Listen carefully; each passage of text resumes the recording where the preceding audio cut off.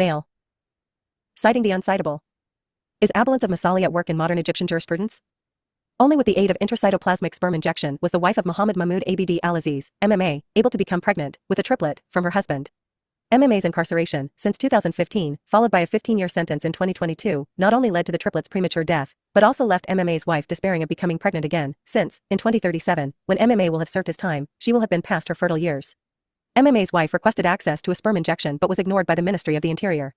She then appealed to Egypt's Court of Advisors to the state, CAS, part of the country's Conseil d'État, who took her side.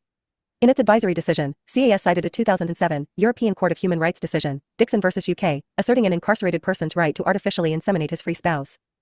Aside from being bound by the Constitution and its own precedents, Egypt's Conseil d'État is free from the confines of standard legislation and issues its decisions based on independent legal reasoning. This gives its administrative courts an opportunity, from time to time, to surprise all observers with original views. The highest court within the Conseil d'État structure is the only entity that challenged the president's decision to cede 2 Red Sea islands to Saudi Arabia in a widely reported decision in 2017. In the matter of MMA's wife, the court seemed to equally operate within a free terrain of legal reasoning. CAS cited international conventions to which Egypt is a signatory and generalities in authoritative Egyptian legal instruments, otherwise not specific to the narrow right in question. But did CAS rely on an older notion of balancing the rights of the incarcerated, or their interests, against public interest, the notion of maslaha in Islamic legal reasoning? Maslaha. Maslaha may be a particularly unlucky term. It is very hard to translate. The Arabic word should invoke a sense of the good, something to be pursued, something beneficial, and that which is in your, or someone's, interest. If we go for the good, conjuring up the commonly traded statement where maslaha is found, God's law is found, we fall into an empty tautology. Interest, well-being, and welfare also have their limits. The success of one rendering over another always depends on how the English sentence is built. The scope of the term, with Muslim jurists being comfortable with expressions such as the clash of Masali, must be sized to fit in the sentence in which the term appears. Then there is an added burden. What makes maslaha doubly unlucky, next, perhaps only to maqasid, is the frequency with which it is invoked by contemporaries to solve problems of modern Islamic moral and legal reasoning. Some major Muslim jurists have denied applying maslaha reasoning, also known as istisla, mobilizing maslaha, but have, in fact, used it. In a section which, curiously, discusses maslaha analysis as an imaginary source of the laws, Min al-Usul al-Muwama, in his Theoretical Jurisprudence Compendium, al-Mustasfa, Abu Hamid al-Ghazali, D. 505/1111, argued that eliminating a human shield at the front of an invading, hostile army is justified, nay necessary, given a calculation in which our side may lose one, the shield alone or two, both the shield and soldier and civilian populations. Ghazali, in other words, does not call this a form of maslaha reasoning, but this is how he justifies his argument, which seems indistinguishable from a normal maslaha. Argument. Killing the innocent, the shield, he says, is impossible to directly justify, but the result that this contingency of innocent Muslims is eliminated shows up on both sides in a broken equation, where on one side only the shield is eliminated, and on the other they are joined by additional soldier and civilian populations. Only on one side the invading army is repelled and more people are saved. The maslaha calculation, which Ghazali declines to call by its name, istisla, is not necessarily my interest versus your interest, or the interest of my group versus the interest of your group. There are conflicting claims to a better conclusion, which cover the whole condition under consideration. It is true that the Muslim jurist is concerned with Islam as a religion and the Muslim population that bears its symbols. But within that, what is at work is not a simple utilitarian calculation of here lies the interest of the majority, or this group is more valuable than the other, even if it is not a majority, or this law fulfills the interests of a larger number. There are claims, and the jurists assess them, having made only a commitment to serving a purpose the jurist thinks God aims to fulfill. Appendix 4, Al-Azbi Abd al-Salam. In this and other examples, maslaha analysis, if or when it is called something else, requires securing two elements, a hierarchy of priorities and a confirmation of presumptive facts. In the human shield question, Ghazali takes the survival of a larger part of the Muslim community to offer a higher degree of value and hence deserve prioritization over the survival of a smaller group of them.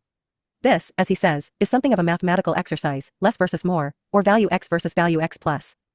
The presumptive facts are that failure to eliminate the human shield ineluctably yields an elimination of both the shield and an added number of the population. Both elements must be conjured up in mind when we answer this and other questions. One may argue, for example, for granting prison inmates conjugal visits, family overnight visits, in order to a. Allow the inmate to keep a strong bond with his family, b. Allow the spouse to also have a quasi-normal relationship with the incarcerated spouse, and hence c. Reduce recidivism, since strong family bonds weaken the chances of resuming a life of crime after punishment. This analysis must include an examination of the above two elements, that a decision based on it protects the higher value and that the facts presumed in the analysis be correct. If, for example, it turns out that recidivism is unaffected by the permission of family visits, that families collapse during the imprisonment of one spouse regardless of how prison administrators deal with the families of the incarcerated, or that these families collapse right after the end of a prison sentence in most cases, then the argument for family overnight visits to keep families intact and reduce recidivism fails.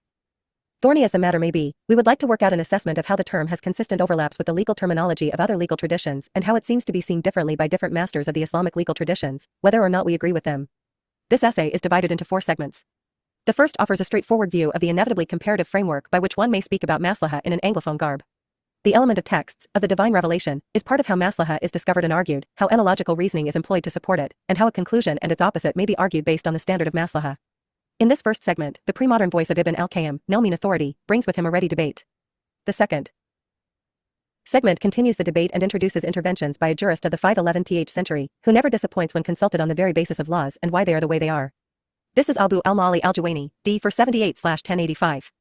The third is a journey in the company of Is al-Din ibn Abd al-Salam, d. 660/1262, a 7th-13th century Shafi'i jurist who reduced the whole system of laws to observing one and the same principle with a Janus face. On the one end it is avoiding harm, or the lesser of two harms, on the other it is pursuing maslaha. This segment also adds even the more significant voice of Najm al-Din al-Tufi, d. 716/1316, a daring jurist who understood the art of jurisprudence to be the ability to identify that which needs to be protected at all cost. That is, the maslaha, which is so valuable, so important, and so representative of the goals of the laws of God that even the apparent language of the revelation would be deemed secondary, in importance, to it. When they want to dismiss Tufi, his foes bring him up as the man who forgot the primacy of the revelation and asserted that when text and genuine maslaha compete, the latter is bound to trounce the former. The fourth segment then moves us to the modern genius of Abd al-Razak al-Sanhuri, d. 1391/1971, and how he conceived of the maslaha worthy of protection and haq is one and the same, being the privileged position occupied by those who are owed something by others, a debt or an obligation of sorts, whatever language a lawyer or jurist may elect to choose to express this debt or obligation. Other jurists show up occasionally to play the role of supporting characters. There are, once again, two semantic spaces for the term maslaha. On the one hand, there is your maslaha and mine, possibly your interest and mine. This is where a clash of masali is not hard to imagine. A clash of masali is also easy to imagine without any reference to personal interests. On the other hand, there is an aggregated maslaha, or a condition of balance of worthy considerations, which can be taken as a basis for a decision by a jurist. This is not necessarily an ideal or an otherworldly condition. It is, however, that which is preferred to all alternatives. This is where one may say that God's law is found where the aggregated maslaha is found. The legal language one uses shapes, and sometimes facilitates, one's conclusions. Much of the innovation in modern Shari'i jurisprudence, for example, is ultimately tethered to the invention of new terminology. In the hand of modern Shari'i jurists the word hukm was divided multiple times, the term proliferated into a large basket of subcategories. This allowed these jurists, not only to speak of the traditionally accepted, normal and emergency laws, but also to add sometimes confusing, or more charitably, elastic, terms such as ahkam walawiyya or wala'iyya, roughly government rulings, which may overlap with emergency laws, but may also be distinct from them. The aim of the laws is always the same. They are meant to bring about balance in human affairs. The question is which authority holds priority over others. When an application of this distinction and serviceable terminology grants the authority at the top of the legal and moral hierarchy the capacity to destroy mosques and suspend the duty of pilgrimage, one must realize that this authority is formidable. Not that conclusions such as destroying mosques or suspending pilgrimage, e.g., in war, are impossible to arrive at within Sunni laws. What distinguishes Shari'i and Sunni legal reasoning, it has been suggested, is the distance Shiras go, insisting that changing the laws of rituals themselves is acceptable, when both a need and a governmental command lead the community to it. Haidar Habala in his Fiqh al-Maslaha compares Najm al-Din al-Tufi and Ruwaylah al-Khomeini, died in 1989 thus. The language of the jurist does pave the way for the accomplishment of goals otherwise unachieved without the excessive straining of words. This is not unlike how Abd al-Razak al-Sanhuri, d. 1391/1971, sidestepped a debate between advocating utilitarianism and faith in essential and unalienable rights by employing clearer terminology that reduces rights to masali. It takes a jurist, though, not a mere lexicographer, to do that. 1. Utilitarian calculations. Modern moral philosophy, even outside the lands of utilitarianism, is broadly utilitarian. That is, modern moral reasoning is usually based on a calculation leading to an identification of some overall preferred condition, at the cost of ignoring any principled commitment to rights, including the right to life. When in doubt, think of all justifications of contemporary atrocities based on the fears that things can always get worse. This style of moral philosophy is also consequentialist. It rejects Immanuel Kant's deontic morality, where lying is always, always bad, even to save one's mother, as stiff and unrealistic. But what is wrong with that? This is a genuine, not a rhetorical, question. When examples are considered, other layers of theory will have to be introduced. Let's take punishments in the U.S. criminal justice system, which are mostly punitive, rather than reformative. What is behind these punitive practices? We need to put criminals away, and this may be because we are, ultimately, retributivists. We believe, with Kant, it might turn out, that one must be punished for her or his own crime, regardless of whether the punishment contributes positively or negatively to reducing crime in the future, opposite the direction deterrence theorists, who are more purely utilitarian, would have us want to sail. Kant thinks it makes no sense for me, say, to be punished this or that way so that the society benefits from the punishment, which deter others from committing a similar crime, because what is just is that I be punished for what I did, and that is that. This is not, however, why we have extensive and expensive prison complexes in the United States. We have these because they give us comfort that those inside won't harm anyone, and those outside would be terrified to be in their place. It is, in fact, a utilitarian calculation, not necessarily a perfect one. The argument for the current, less than humane, system of punishment must stand on two legs. 1. A subscription to a certain brand of psychology, some of us are simply criminals, and Robert Sapolsky's science confirms this wholeheartedly, and 2. An appeal to the limits of our options, we just don't have the resources needed for a better treatment of the incarcerated.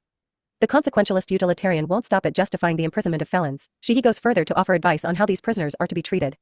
The desires of an incarcerated person, they advise, are only accommodated when we have the time, energy, and resources. Hence, basic sexual needs, for example, are rarely accommodated in prisons and jails. See Appendix 1. Again.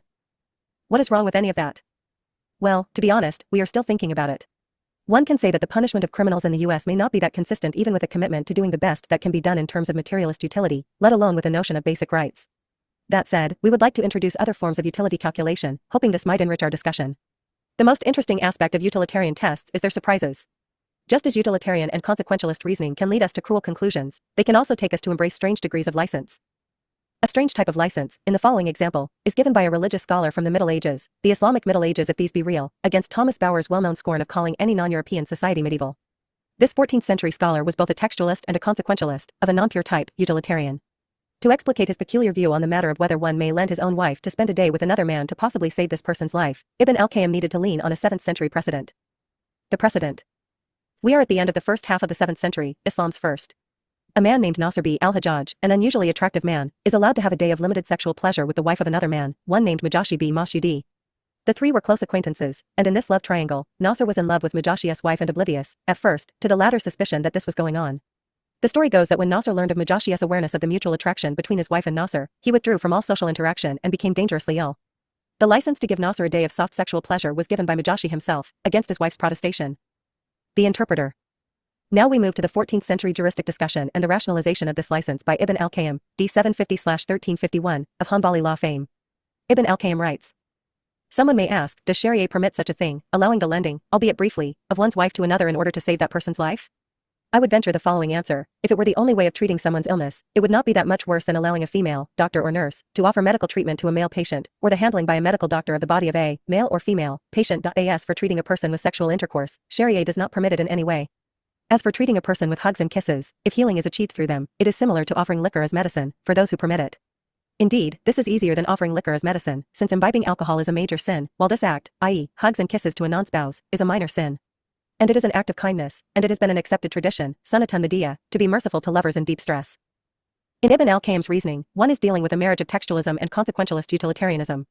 The Quranic term lamam, Q 53:32, indicating a peccadillo of sorts here haunts Ibn al-Qayyim, as he approaches how one looks into prohibited, limited sexual pleasure.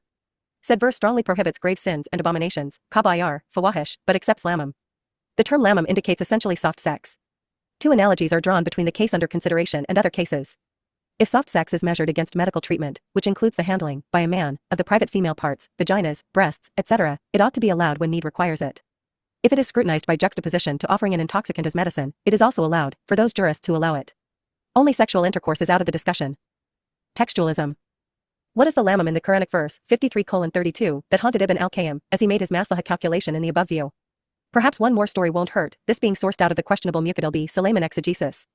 The verse, it is said, was revealed to the Prophet of Islam after a man named Nabhan, the date seller, sexually assaulted the wife of an absent soldier, touching her butt-tuck with his hand but failing to rape her, which he might have, had she not reprimanded him and escaped. The lady has been in need of food, a fragility that led the assailant to attempt to take advantage of her in his grocery store.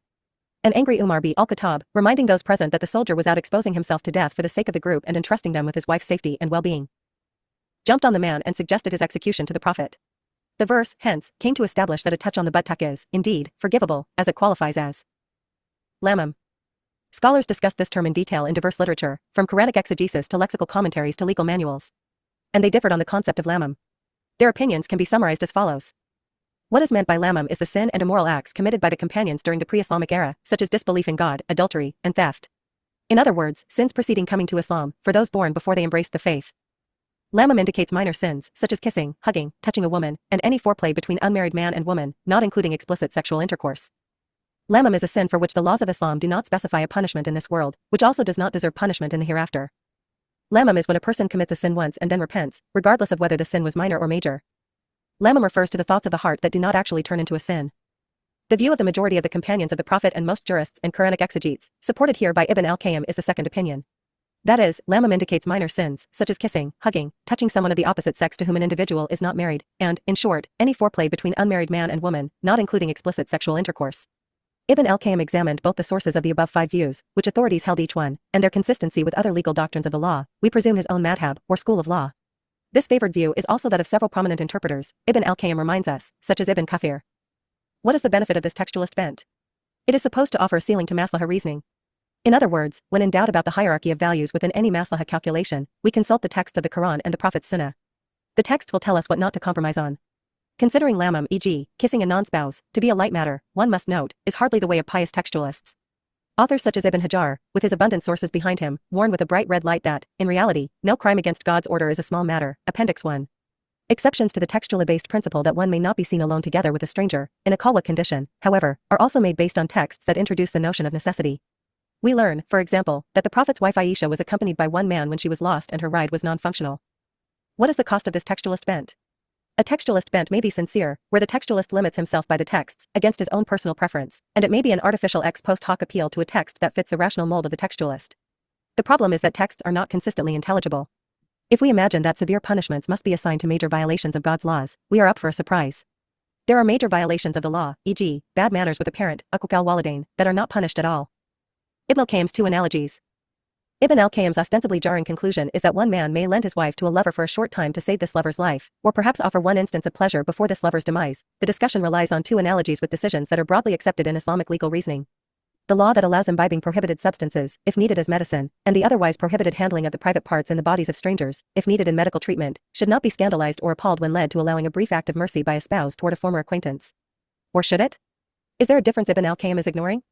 A difference, perhaps, rooted in A, human nature, again if such a thing be real, or B, a basic human right both Najashi and his wife are thought to have exercised or given away by consenting to a visit of care for Nasser, regardless of what might come out of it. Let's take human nature first and inquire about Ibn al-Qayyim's commitments in this area. Does human nature play any part in Ibn al-Qayyim's reasoning? Would Ibn al-Qayyim go as far as to say that a woman, for example, may give her body to a coercer who wants sexual intercourse as a price for necessary water or food? Would he give this license to a man, i.e., allow a man to be sexually objectified to save his own life? Your body or your life. In Al-Turuq al-Hukmiyya, Ibn al-Qayyim confirms the worst of our suspicions. He does, in fact, go so far as to say that a woman may allow a stranger to have sexual intercourse with her, if she feared death out of thirst. The story on which he relies goes as follows. Umar b al-Khattab is presented with a confessing adulteress. As he prepares to mete out her punishment, he is told that she gave herself to a man who stipulated this sexual encounter as a price for water she desperately needed. She is coerced, Ali b Abi Talib declared, and hence must be spared the punishment. Ibn al-Qayyim pushes this conclusion, not only to offer us an exception in the realm of criminal justice whereby a license after the fact gives the judge a chance to forgive a defendant, but makes of it a general license, which seems to neutralize any commitment to a duty of chastity for indigent ladies. The even more questionable conclusion Ibn al-Qayyim makes is that he does not extend this license to a man proposition to be a passive party in homosexual sodomy. Death is preferable for a man, he asserts, to life after being raped. A homosexual semen is poisonous, and appeases the soul and heart. A man who lets himself be sexually objectified will have been corrupt, he says, in his soul, heart, reason, morality, and honor. One thing is for sure. Ibn al-Qayyim is still an arrow shot away from a materialist who equates a person with the person's body. What if we disagree with Ibn al-Qayyim and say that a man may be excused for keeping his life at the cost of the humiliation brought about by sexual objectification? A man, in some cases, may need to stay alive to feed desperate children, by any means necessary. Would we still have a distance to claim as a separation between us and true materialists? Near absolutes, consent, the right to procreate. Ibn al-Qayyim's textualism was expected to push him to identify his bottom line, where he has non-negotiables or near absolutes. And the Quranic text discussed above assured him that sexual acts below the level of intercourse may be a possible space for license, depending on what these violations of the law, and they are violations of the law, are up against. What Ibn al-Qayyim said about licensing destitute ladies to offer their bodies to save their lives, however, left us unsure as to what the bottom line was, other than an act that left life itself unlivable after it. Are other legal traditions clearer about where they draw the line at which one will have touched a non-negotiable or an absolute right? In American law, someone's decision to offer their body for the sexual entertainment of another is a personal matter left to this person's consent, barring a rescinding of or confusion about the extent of the consent, and barring instances of violation of the public order. BDSM, the umbrella acronyms for sadomasochism, standing, last we checked, for bondage, discipline, sadism, masochism, is mostly legal in the US, but it is more accurate to say that it is allowed in some jurisdictions in the United States and not in others, given how the interpretation of the laws by law enforcement tends to be a bit elastic. The federal law is certainly silent about it, and the anti-BDSM decision by the New York Supreme Court in People v. Yovanovitch, 1999, appealed, repealed and retried 2001 then dropped, remains an ambivalent and rare precedent. We here move to the realm of arguments from rights, not a balance of interests. Though, again, not absolute or consistent, founding an argument on a notion of a basic right, consent in the case of BDSM, may cancel any invocation of the interest of the public, or other private parties. Well, let's take it seriously for a moment. One has a basic right to their own body to use for the sake of attaining even perverse pleasures. Two basic rights may be at work here. It seems that a human's need for sex, not unlike their need for food, is so basic, and simultaneously the human has pure sovereignty over their own bodies, even when all object to how the person uses her or his body. But is it the basic right at work or, more likely, a degree of comfort with libertiness, which is embraced by modern American law and society? If sex and food were not really distinguishable in that they fulfill basic human needs, would not allowing prison inmates access to consensual sexual action, with consenting partners, be protected as a basic right? The argument from basic rights carries no further burden of analysis. If the argument is made for pragmatic reasons, i.e., allowing conjugal visits is a way to keep an inmate connected to her or his family so as to reduce the chances of total isolation from society, which adds to the chances of recidivism, then confirming the factual presumption is necessary for the argument. Unfortunately, studies have shown that marriages don't survive the incarceration of one of the spouses at high rates, and those marriages that survive an imprisonment sentence do collapse after the imprisonment ends. True, the causal link is not easy to articulate. That is, it may be that the same people who cannot keep a healthy marital relationship are prone to commit criminal acts, and it may be that incarceration destroys otherwise workable relationships. 2. Juwayni's humane panopticon. On one end of maslaha reasoning, Ibn al-Qayyim's, one may even have access to a married woman's body, if death is either preventable or certain, as a treatment or a last form of relief, assuming consent by both the married woman and her husband. On another end, even access to one's own wife is limited by a list of restrictions. Compare the California Code of Regulations, Section 15, adopted in essence, as we will see, by laws and regulations in Qatar and Bahrain. The restrictive Texas version limits family inmates to non-conjugal and fully supervised visits, can be found in their equivalent in the United Arab Emirates and Kuwait, Appendix 1. Let's take another jurist, this time a Shafi'i jurist of an independent mind, Abu al-Ma'ali al-Juwayni, D. 478/1085. In his Ghiyathi, Juwayni speaks about punishment as a matter of the politics in which maslaha rules supreme. Juwayni, in principle, is open to factoring in all considerations in deciding the extent and intensity of punishment. He does take into account the nature of the crime and the purpose of punishment, not mere retribution, rather, some form of improvement of the criminal, among other factors. What is reasonable punishment? Juwayni looks into normal deprivation that may be associated with taking away a criminal's freedom. For a criminal to complain about short-term deprivation of basic needs, such as good food and sex, Juwayni says, is unreasonable.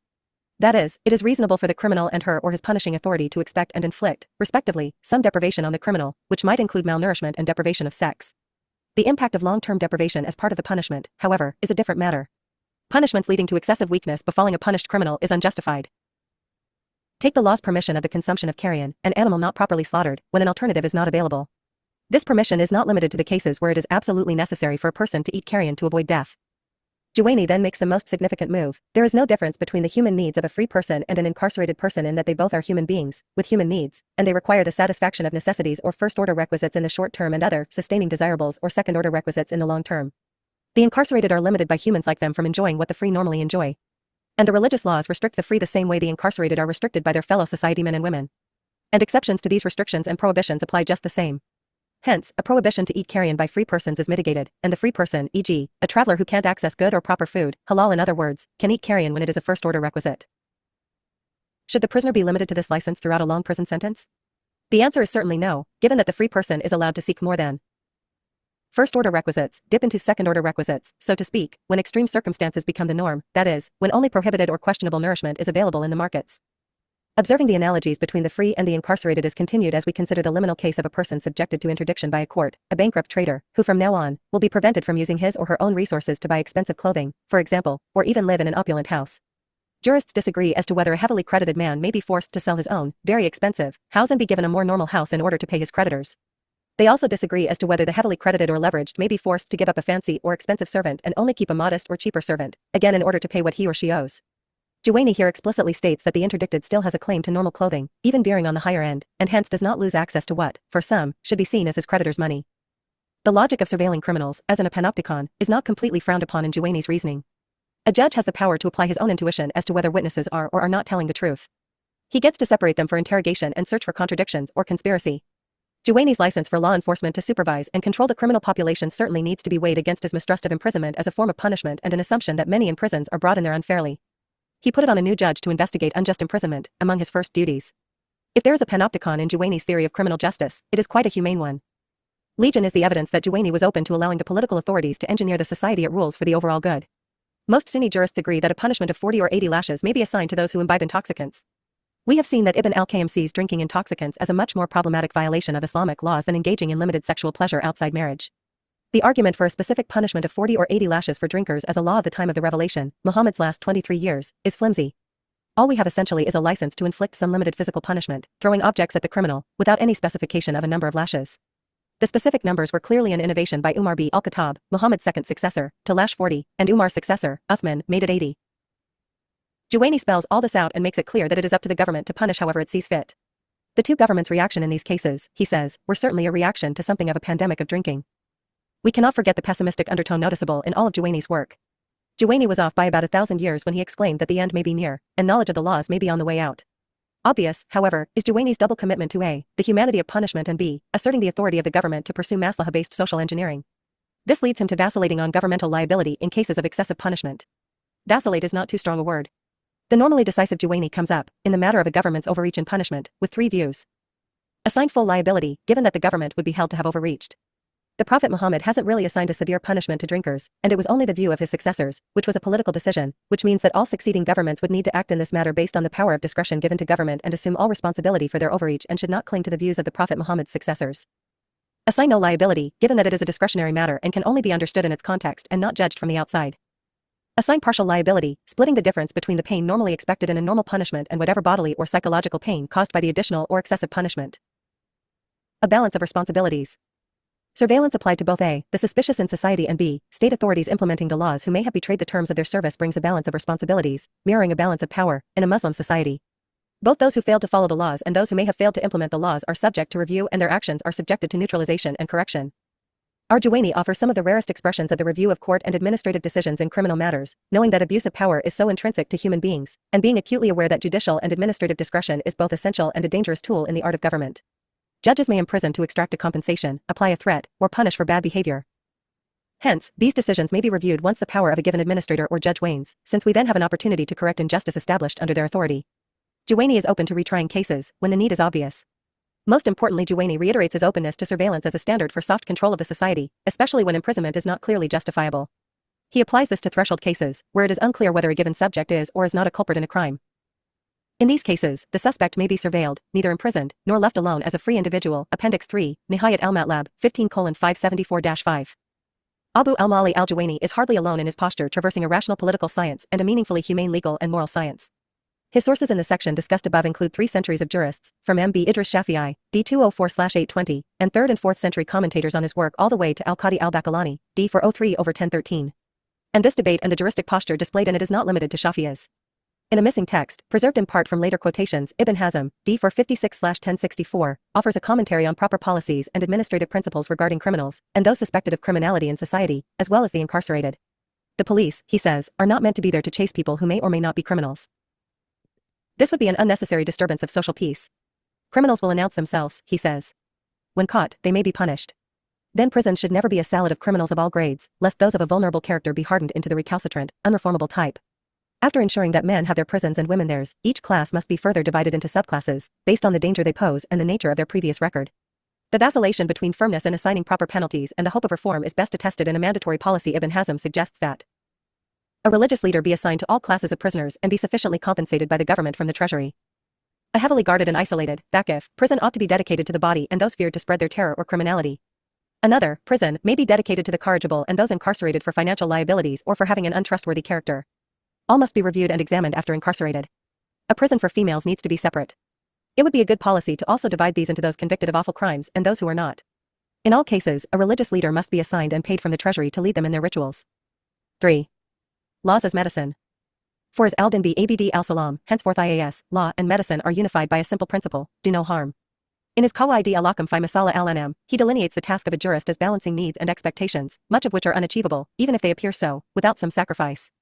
In one stroke, IAS lowers the expectations of the practitioners of either art, law or medicine, by letting them know that all good things cannot be achieved at once or all the time. He then establishes the principle that the practice of law and medicine involve an art of choice, and it is only the wise jurist and wise doctor who knows how to evaluate and determine which course of action is to be preferred, and by way of illustration mocks vegetarians who pretend that humans could survive without consuming the flesh of animals, making the case that preferring the lower animal to the higher is the science of the foolhardy. IAS's tone is stoutly realistic. Our worldly life is an existence of unclarity and doubt. It is embedded, however, with an opportunity for discernment and understanding of the proper way to see things. But the bottom line is that what benefits us in this world must be derived from that little fallible tool, human reason. What else? The masali of this world are exclusively comprehensible and accessible in the language of Zan, i.e., conjecture or educated guesses. The hereafter and what makes it a life of reward, by contrast, is only learnable via divine revelation. IAS also very simply and quickly resolves a puzzle that left Muslim jurists helpless for a long time. Were there laws before the laws? What can we say about norms before the revelation? Some said all was allowed. Some said all were prohibited. Some resorted to declaring their ignorance of the matter and suspended judgment. IAS says it is simple. The masali of this world were always the business of the perishable human mind. Those pertaining to an everlasting life need to be learned from the divine message. Where is the problem? IAS then moves to what might seem to be another jagged inquiry. Could good lead to bad and bad to good? Could benefit arise from cost and cost from benefit? Could bona fide desirables be either source or effect of undesirables? Or, said another way, could maslaha and its opposite, mafsada, be in each other's way, and if yes, what is the way? Here is IAS's answer: the laws might prohibit what appears to be masali, because they are nothing but a path to its opposite. Think of pleasures one only attains by the means of harmful substances or risks to one's body or psyche. The laws are also known to recommend tolerating and ensuring undesirables or mafasid to fulfill a higher good. Think of punishments applied to criminals. Punishment is always an undesirable, which we unhappily inflict on some for the sake of the higher good or desirable. Objective of peace and order in society. The analogy with medicine jumps at us again. Doctors would, nay should, cut a patient's hand if its defect is bound, if left alone, to spread in the body and end its life. The permanence of change. In the same vein, subsequent jurists who inherited and considered a longer legal history found the law of change to result in an implicit legal idea worthy of the sobriquet, the permanence of change rule.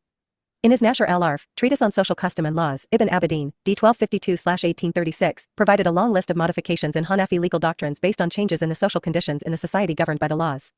This is a hodgepodge of legal doctrines and cases, where some the change in the laws is properly understood as a change in how words are used, and some based on changes in the conditions of the market, and most are, in fact, properly understood as changes in the properly protected maslaha of the individual or the group. Laws are, Ibn Abidin asserts, partly embedded with attention to the social standards under which they are devised, and when these conditions change, not changing the laws is, in reality, an improper change of them. The laws, in a word, need to change to remain the same. Masali trounce texts. The same statement, that all harm must be avoided, led Najm al-Din al-Tufi, d. 716/1316, to make the argument that any law based on any one of the sources of the laws, which he counted to be limited to 19, must not lead to bringing about harm in the world. The strongest of all 19 sources of the law are the revelatory texts, Quran, Sunnah, and the consensus, of all Muslims, or of jurists. Legal doctrines inferred from these sources either lead to harm, in which case they must be reconsidered, or they are compliant with the prevention or reduction of harm principle, and hence may be accepted. This is because the generality of the instruction to prevent or reduce harm serves as a qualifier of all other legal and moral instructions. Tufi, in fact, rejects taking maslaha reasoning to be an independent source of the laws. This is because maslaha penetrates all processes of lawmaking. It is the source of sources. The Quran wants us to reduce harm and protect maslaha. The Sunnah does the same. Consensus ditto. And so are all other sources, such as the custom of the people of Medina, the consensus of all four caliphs, etc. Employing these sources in legal reasoning are nothing but attempts to capture maslaha. It is the main target of the laws. Before Tufi, the consensus of all has normally been seen as an indisputable source of morals and laws, stronger than any general principle no matter how basic and foundational. Tufi moves, famously, to raise doubt about the infallibility of consensus as a source of law and remove all doubt about the foundational nature of the do no harm principle. Unless we are dealing with a matter of pure religious rituals, reasons must be provided before any assessment or decision in a matter of moral and legal nature, and this leads us back to the no harm principle. Which harm and which good? Do the laws offer a guarantee of the good at the lowest or minimal level? Do they consider a balance of the good for some or most? Do they consider a moderate level in some cases and the highest possible or maximal degree of the good in other cases? Tufi thinks it is the latter. In other words, life throws at you conditions that are rarely ideal, and to address these conditions you do the best you can, which won't be the best in theory, but if you know that a better option, one that brings about more good and fail to take it, you, the jurist or the individual making the decision guided by the art of the jurists, will have failed in your task. Hence, you will only capture the maximal, capturable maslaha, which won't be the maximal in the abstract, depending on the circumstances. Even those who denied that laws may be explained in reference to the good, such as Zahiris, have accepted that in practice. Zahiris are known to have quarreled about each and every single, commonly accepted doctrine of legal theory. They questioned qiyas, or reasoning based on the intelligibility of the laws by immeasurable rationales, ilal. They even quarreled about the value of consensus. But they have accepted the validity of contracts of questionable validity such as delayed payment sales, salam, and rentals, ijara, which all agreed included an element of ambiguity in contradiction with explicit instructions by the Prophet, all based on an implicit maslaha reasoning. There is no universal standard, which one may apply to resolve the conflicts of masali. What happens in the case of an impasse? What happens if multiple solutions for moral and legal dilemmas are identified? Tufi allows judging matters by lot, if all considerations seem to be equal and irreconcilable. Well, it would be hard to imagine that Tufi heard of sortition, or the election of office holders by lot in the Roman government, but why would it matter whether he heard of it or not? 4. Masali and rights. The Arabic word haq remains vague and susceptible to eclectic borrowing from modern and pre-modern notions of rights. Words such as jus, the Latin for both right and law or legal, and droit, French for both right and law, hence faculté droit is school of law or school of the study of rights, had a long journey and didn't, until very, very recently, indicate independent claims before a case is decided. In Natural Rights Theories, 1979, Richard Ctuc showed that the long career of the word just made it mean, on different occasions, the correct balance in the legal or moral world, what accounts for all considerations and imperatives of law and order, or, in some contexts, a simple claim to property, my jus or I use, house or land, equals belongs to me, among other meanings over time. Despite a shorter history, Droita's right is just as rich. Hack needs its own investigation, and it has to be a long one. It is possible that Muhammad b. Idris al-Shafi'i, d. 204/820, was the first to coin the word in the sense in which humans have rights and God has rights, where these may be in competition, and where one is stronger, and that al-Shafi'i was addressing was a narrow matter within criminal law in Islam, hence, hudud and jinayat punishments are there to protect rights, and if I can forgive my father's killer, my human right takes priority over that of God, while in a fornication claim I couldn't forgive, nor can anyone, because God's right takes priority. But why limit rights to humans and God? Why not rivers? Why not the soil? Without much digging in our memory, we know that Fatwa al-Subki has a well-known treatise on the obligation to care for the river in Damascus and its fair distribution. These non-sentient beings, when Islamic legal literature is read closely, all have rights. At a minimum, we know that animals have rights. IAS, whom we met earlier and heard him chastise vegetarians, speaks of the rights of cattle and non-human life, al-Baha'im wa al-Hayawan, as follows: their rights, Ctuc, include proper financial support, nafaqata mithliha, including providing adequate veterinary care even when the animal ceases to be useful, never exposing an animal to a predatory, whether of its species or of a different species, and making sure its male and female meet to procreate. Analyze this. Analyze it in comparison with humans not having adequate access to sexual relief because of incarceration. There are many conceivable rights, and there is no safe side to err on. While proposing 5 sources for rights according to the Islamic legal tradition, Abd al-Razak al-Sanhuri lamented the state of modern Muslim jurists rushing in the path of modernizing Islamic law via taking modern language and Islamicizing it, Appendix 5. It is not that Sanhuri didn't want scholars of Islamic law to study other legal systems. The mistake Sanhuri was talking about is the lack of independence of the jurist's mind that considers different legal views, while speaking in the name of one of them. Anchoring Masali. Whether rights are or are not independent of a calculation within a legal case that would help us determine their extent is one question. Another is what they are made of. One may, Sanhuri says, classify rights into 1. Those anchored in a personal legal relationship, that is, rights of person via this person, and 2. Those anchored in personal powers over an object, rights of person over an object. I could state the right, or interest, or legal advantage I have over my debtors as a personal link between me and a debtor that allows me to collect my debt, number 1. And I could assert the relationship between me as an owner of my house and all human beings as an advantage I have against them all due to my ownership of my house, number 2. This distinction is unknown in Islamic jurisprudence, Sanhuri asserts, and its absence appears to be an advantage. Sanhuri's introduction to his commentary, Al-Wazit, on Egypt's civil code tells us that European jurists have attempted to reduce each one of these two classes to the other, resulting in a classification of legal systems into those that are person-bound and those that are bound to the material world of objects. For many reasons, Sanhuri dedicated most of his study of the sources of legally valid claims, Masdar al-Haq, whether we call these claims masali or rights, to claims whose cause is ultimately human behavior. The book may even pass for a study of contract theory, covering as it does, all the quirks affecting the commitments imposed by successful and unsuccessful expressions of the human will. This takes you from the promise stage of a commitment through its complete and incomplete, or aborted, expressions of a commitment, passing by all the defects that may befall this commitment, and what ensues in each case. Included are natural emergencies, or forces of nature that serve as impediments to the conclusion and enforcement of legal commitments, as a subsidiary to legal claims. In public law, the power of government is supposed to be more secure in creating commitments that are independent of the will of the populations under this government. Without going as far as those who claim that even public laws, criminal laws most notably, are nothing but contracts in disguise, we can also learn from calm perusal of the different laws within different legal systems, pre-modern or modern, in the areas we like to call civil and criminal and personal status laws, if this third category is isolated as such, that laws are meant to make sense to their populations. That is, they need to make sense of and for the population's everyday life, as opposed to being justified by a rational, or often not so rational, calculation by every individual of their own interest at the time of a political election. More on democracy below. Laws need to make sense as moral claims, independent of the power of government. Both authors of the current essay are in agreement that an advantage in Islamic moral and legal reasoning is that it looks at interests holistically, as opposed to classifying them into claims against one or against all. This advantage ought to, we argue, be carried further. Order and peace in a stable society is achieved when all are treated with attention, within a balance that takes all considerations into account. In the markets, people are free to exchange, and price setting or allowing monopolies, for example, are frowned upon in Islamic legal reasoning. A good government administers a life of diverse human beings, who may not believe the same thing or want the same thing. The most successful governments in Islamic history and the ones that lasted longest were ethnically diverse and enjoyed what Sherman Jackson calls legal pluralism. Different madhabs operated simultaneously. And all madhabs agreed in principle that claims and appeals for legal protection, for the benefit of some being the same for the benefit of all, are heard when they seem reasonable. Rights, to make the point again, are nothing but successful claims, vindicated by the law, to a legal privilege or position. That is, they are acknowledged positions based on a valid maslaha. Before the validation, a maslaha may be in need of defending itself against another. After it is acknowledged as legally effective, it is part of the legitimate maslaha and part of the accepted legal order. The practical question we kept revisiting as we considered the different sides of how maslaha may be conceptualized and comprehended has been the question of calculating the interests of society and the interests of prisoners and their overlap. That is, when a society calculates that its prisoners' interests are part of its own long-term interest when it refrains from turning these prisoners into even worse misanthropes inside its prisons, since they are meant to get out at some point. We may not be in total agreement about how to address this matter. One of us, AA, is convinced that the idea of imprisonment as punishment has never worked for any society. The logic of compensation, embedded in the laws of delicts in ancient Roman law, torts in modern American law, and damanat in medieval and early modern Islamic law, is the only meaningful logic to address violations of the laws, civil or criminal. This view even goes further. It holds reasonable the idea of punishing the society itself, not only its misanthropes. 4. The society's abandonment of those members in it whose violation of the law ascends to criminal behavior, including murder and treason, the most extreme forms of antisocial behavior. One can take a page from Duane's manual, discussed earlier, to apply surveillance for known violators of the laws to reduce the chances that they would strike and cause damage. If the society has an argument that some of its members are simply sick, incorrigible, it might decide to eliminate these sick members. Pretending to have established correctional institutions for these sick members with a prayer that torturing them for years might make them come back and follow the laws just doesn't make much sense. A government that has the trust of its population, it is true, has more leeway in forgiving its criminals, as long as this doesn't become a habit or a path to favoritism. For example, if a government, in the Muslim world or somewhere else, allows the head of the executive to place his own private lawyer at the top of the judiciary, the way President Johnson made Abe Fortas a Supreme Court justice, then this government's authority ought to be questioned.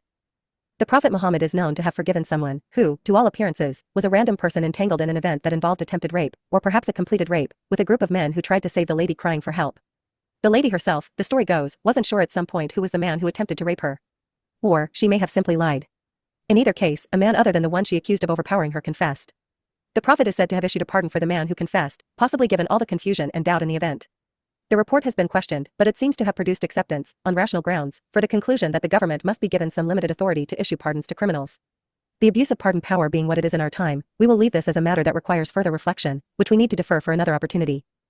Law's intelligibility and the trap of democracy. Maslaha is an authentic term of the Islamic legal tradition. Rights, as absolute claims before a case is considered, probably never existed in the mind of a medieval scholar of Islamic legal reasoning. If we want to invent them, we need to think of the consequences. If we, say, propose that a prisoner has a basic right to reasonable nourishment and at least some infrequent sexual pleasure, possibly guided by Ibn al-Qayyim and Juwayni, we need to reflect on the nature and cost of these absolute rights. Absolute rights don't compete. Otherwise, these are simply masali, or claims of what works out for this or that person, natural or legal, such as the society or even the private company that supplies fancy prison complexes. Utilitarianism, for all its faults, acknowledges that it does the best it can and no more. A theory of rights, when not reduced to utilitarianism, falls foul of the danger of asserting a claim it couldn't fulfill. One cost of a commitment to democracy, that modern magical tool that separates civilized from uncivilized society and denotes equality, justice, and all these good and fun things, is that it runs out of meaningful explanations for its conclusions. If the people are truly independent and free to do whatever they agree to do, they may decide to give up their power to their emperor. This is not exactly a pink elephant thought, it is a concept based in a well-known legal tale. A lex regia or a royal statute, we are told, was issued by the Roman people transferring the power of government to the emperor. Thus the Digest of Justinian quotes, in 1.4.1, Ulpian, what pleases the emperor has the force of law. The emperor, not a stoic's cosmic reason, to which a jurist may appeal. Something like this is happening in the United States, as we write in the summer of 2025, since the US population prefers living a life of indifference to the self-exerting life of reason. This leads to an abandonment of thinking and explaining the laws. The people made a choice, that is, by electing someone for whom they don't care or by staying at home. The people, in other words, gave up on debating, explaining, or even rationalizing. The masali that deserve studying, and the rights that deserve to be taken seriously, for us, must be ones that can be debated, rather than relegated to a majority, silent or talkative, let alone a powerful minority capable of scaring and silencing others, while attending to the formalities of democratic rule. After Sanhuri. Even 76 years after his civil code, 1949, and 54 years after his commentary on it, Sanhuri sounds more like a contemporary than a historical figure. Or, it may be that we embrace, instead of wanting to alter or revise, his commitment to the thought that it is enough for a scholar of Islamic moral and legal reasoning in our time to analyze the juristic arguments of the Islamic traditions, deriving a view for oneself from it, while also weighing arguments from other traditions, as these allow one to clarify his position and the arguments for it. Basic non-negotiable rights don't exist, we are convinced. But qualified rights, strong versions of masali, are defensible as foundations to modern legal reasoning. Shifting the debate from the Anglophone language of utilitarianism and natural or human rights to Arabic, it turns out, is responsible for this solution. As we make the move back to the English language and its world, we find the most direct expression for this view to propose different translations for the words we can use in Arabic, depending on the sentence. In this sense, this essay confirms conclusions already made in previous studies. We are aware that maslaha is overstudied. This essay never promised a literature review of modern works on maslaha. Academics, not only monks, need to develop a degree of ascesis. We decline to indulge in employing what we know to win imagined debates against those on an opposite end. We, hence, refrain from debating historicists of different types. We have no interest in discussions of the exact differences between Islamic jurisprudence and other forms of political and legal reasoning in the world of today. We doubt, though, that an argument can be made based on the sources we covered that a realist heir of the Islamic legal and moral traditions would consider it a waste of their energy to weigh moral considerations as they address a question of moral and legal reasoning from their standpoint. The argument would be that, as we live in a post-moral world, Muslim jurists, like other jurists or political theorists, should and would save their energy, instead, to the more useful calculations of one's chances of personal success, warts and all, that is, with cruelty and indifference to the suffering of others being included in the package. We don't see that. Islamic jurisprudence allows its students to see moral and practical considerations discussed and weighed differently from any other system of morals and politics today. And the theoretical model is borne out, to an extent, by the practice. Many Muslims, based on purported moral and political imperatives, avoid what they consider unlawful gains and unlawful domestic arrangements and avert excessive entrenchment in, and unworthy uses of, power. Whether Muslim communities are inevitably led, over time, to pursuing some effectual truth about the world that ignores moral elements in the traditional sense, to follow Harvey Mansfield's interpretation of a Machiavellian idea, might be an interesting question in its own right. A question for the future. Appendix 1. California Code of Regulations, Title 15, Section 31.